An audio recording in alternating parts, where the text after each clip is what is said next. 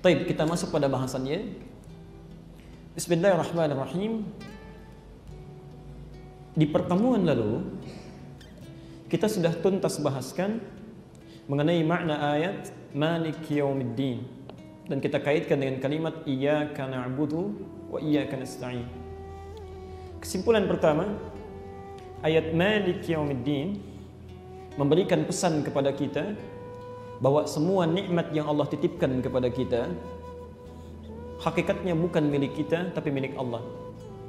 Saya ulang ya, hakikatnya bukan milik kita tapi milik Allah. Malik, Allah yang punya, bukan kita yang memiliki. Yang kedua, seluruh nikmat yang Allah titipkan kepada kita satu saat akan dimintai pertanggungjawabannya, akan ditanya.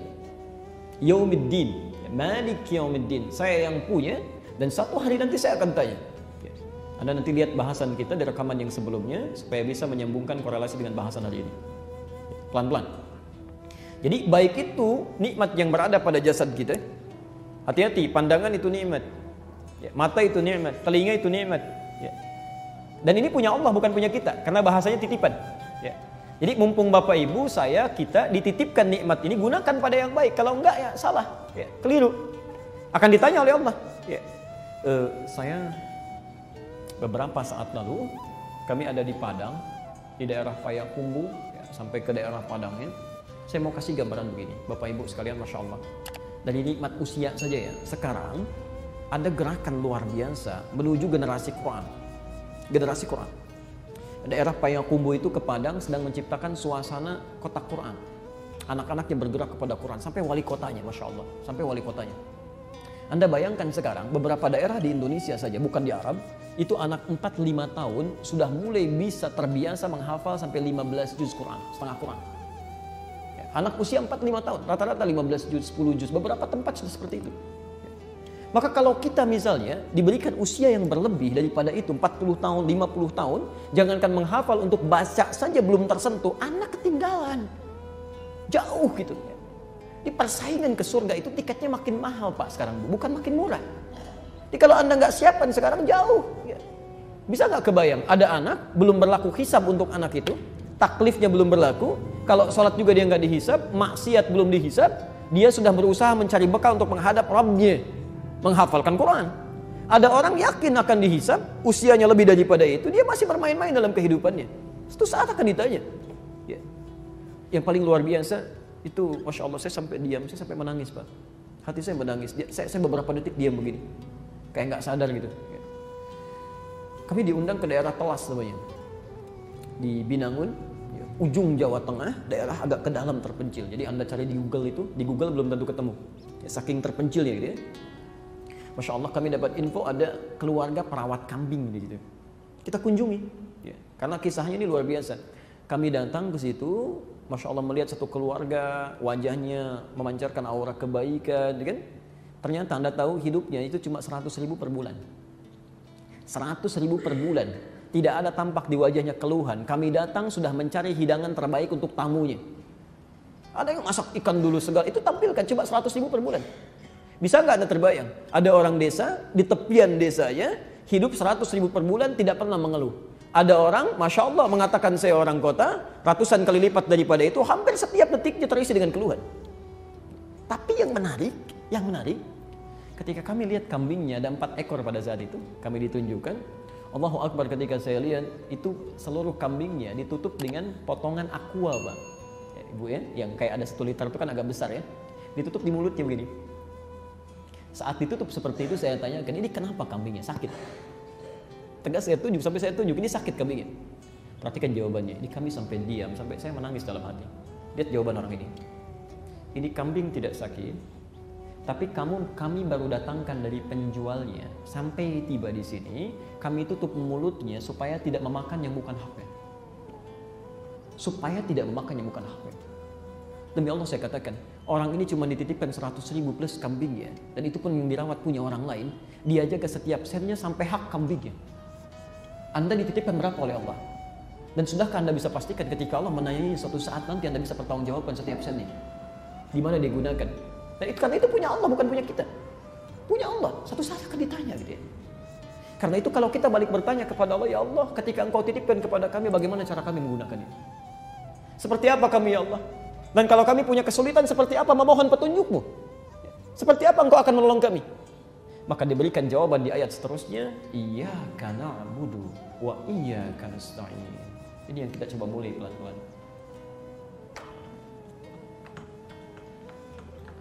Ya, kita lihat dalil turunannya dulu supaya rumus siyak, lihaq dan sibaknya berlaku dan keterangan hadis Nabi. Setiap pendapat para ulama yang menyertainya. Bismillah. Quran surah ke-51 ayat 56. Kita ambil satu aja untuk mempercepat. Kemudian hadisnya kita ambil cepat. Hadis riwayat Abu Daud, kita ambil satu-satu saja. Nomor hadis 649. Hadisnya hadis qudsi dari Abu Hurairah. Abu Daud nama aslinya Sulaiman dari Sijistan, dikenal dengan Sulaiman As-Sijistani. Baik ya, saya sudah pernah kisahkan ini. Nah, beliau di masanya dikenal dengan orang yang sangat pandai dengan hadis. Sampai lisannya begitu lunak dengan hadis. Jadi kalau ditanya apa aja, Pak, hadis dijawab tuh. Ini sahih, ini dhaif, ini palsu, ini enggak ada hadisnya, ini ada hadisnya. Hingga orang-orang mengatakan, kalau dulu Nabi Daud itu bisa melunakkan besi dengan tangannya, Anda kasih besi ke Nabi Daud bisa jadi apa aja. Maka Sulaiman As-Sijistani bisa melunakkan hadis dengan lisan dia. Maka digelarilah pada saat itu dengan nama Abu Daud. Kalau Nabi Daud melunakkan besi dengan tangannya, Abu Daud melunakkan hadis dengan lisan dia. Hafal 500.000 hadis. Ya, dengan sanadnya keseluruhannya. Termasuk Ibnul Qayyim Al-Jauziyah yang menggelari beliau dengan Abu Daud. Jadi kalau Bapak Ibu beli kitab Sunan Abu Daud, di pengantarnya, ya di jilid yang pertama, di cover bagian luar, posisi sebelah tengah, itu disebutkan dari Ibnul Qayyim Al-Jauziyah. Disampaikan oleh beliau, inilah Abu Daud yang bisa melunakkan hadis dengan lisannya. Dari 500.000 hadis ini, diseleksi 4.800 hadis sebagai penunjuk ajaran fikih. Jadi cara tentang wudhu, tentang sholat, tentang macam-macam. Kalau Anda ingin lihat tuntunan dari Nabi, itu kalau mau cepat carinya jangan di Al-Bukhari Muslim. Cari di kitab Sunan, paling bagus Sunan Abu Daud. Misal, antum dari i'tidal mau ke sujud, yang duluan nempel ke tempat sujud, telapak tangan atau lutut duluan? Oke? Nah itu di Al-Bukhari nggak ada, di Muslim nggak ada, cuma ada di Abu Daud salah satunya. Ya, yang pakai telapak tangan nomor hadis 838 dari Wa'il bin Hujr, yang pakai lutut, yang pakai lutut nomor hadis 838 dari Wa'il bin Hujr, yang pakai telapak tangan nomor hadis 840 dari Abu Hurairah. Tapi keduanya cuma ada di Abu Daud. Dari 4.800 hadis itu ada 15 hadis qudsi. Posisi hadis nomor 2 hadis qudsinya nomor hadis 649. Ini terkait dengan bahasan kita. Taib. Iyyaka na'budu wa iyyaka nasta'in. Mohon izin boleh saya hapus yang atas ini? Alhamdulillah. Itu fokus saja ya. Datang, lihat, fokus, tulis. Biarkan saya terangkan sendiri, tulis sendiri dan hapus sendiri ya. Insyaallah. Bismillah. Iyyaka na'budu wa, kita turunkan lagi ke bawah. Iyyaka nasta'in. Masyaallah. Baik. Perhatikan sini, ini yang kita butuhkan dalam kehidupan. Kadang-kadang banyak orang mengeluh padahal solusinya sudah ada. Baik, ya Allah, Engkau titipkan kepada kami berbagai hal, termasuk jasad kami. Jasad ini juga akan kembali kepada Allah, kan? Bahkan Allah menegaskan di Quran surah kedua Al-Baqarah ayat 156, ya. Idza asabat musibah qalu inna lillahi wa inna ilaihi rajiun. Kalau diuji dengan musibah, Anda bersabar, yakinkan pada diri, inna lillah, kami milik Allah. Kami, bahkan tubuh kami ini semuanya, ya. Wa inna ilaihi rajiun, dan satu saat kami akan kembali kepada Allah dan ditanya tentang semuanya ini. Ya, latus alunna yauma idzin 'anil na'im, akan ditanya semuanya. Nah, bagaimana supaya saat ditanya itu ya, keadaan kita mudah, dipertanggungjawabkannya enak, nyaman digunakan, mendapatkan pertolongan Allah? Maka ayat selanjutnya menyampaikan iyyaka na'budu. Jadikan seluruh apa yang kita kerjakan itu sebagai ibadah karena Allah. Ya. Karena itu kita ikrarkan iyyaka, ya Allah, kami hanya tujukan untukmu saja. Ya. Seluruh aktivitas, seluruh nikmat yang Engkau titipkan, Na'budu sebagai ibadah kami hanya kepadamu. Asal kalimat ini asalnya na'budu iyyaka. Jadi kalau kalimat standarnya dalam bahasa Arab, kalimat standar itu kalimatnya asalnya iyyakanya belakangan. Na'budu iyyaka, kami menyembah kepadamu. Cuma kalau orang Arab dahulukan kata iyyakanya, didahulukan daripada kalimat na'budunya, ini rumusnya disebut dalam ilmu balaghah dengan al-ikhtisas, untuk menunjuk komitmen kekhususan. Saya ulang, menunjuk satu komitmen yang mengkhususkan sesuatu tanpa yang lainnya. Khusus, yang mengkhususkan sesuatu tanpa peduli pada yang lainnya.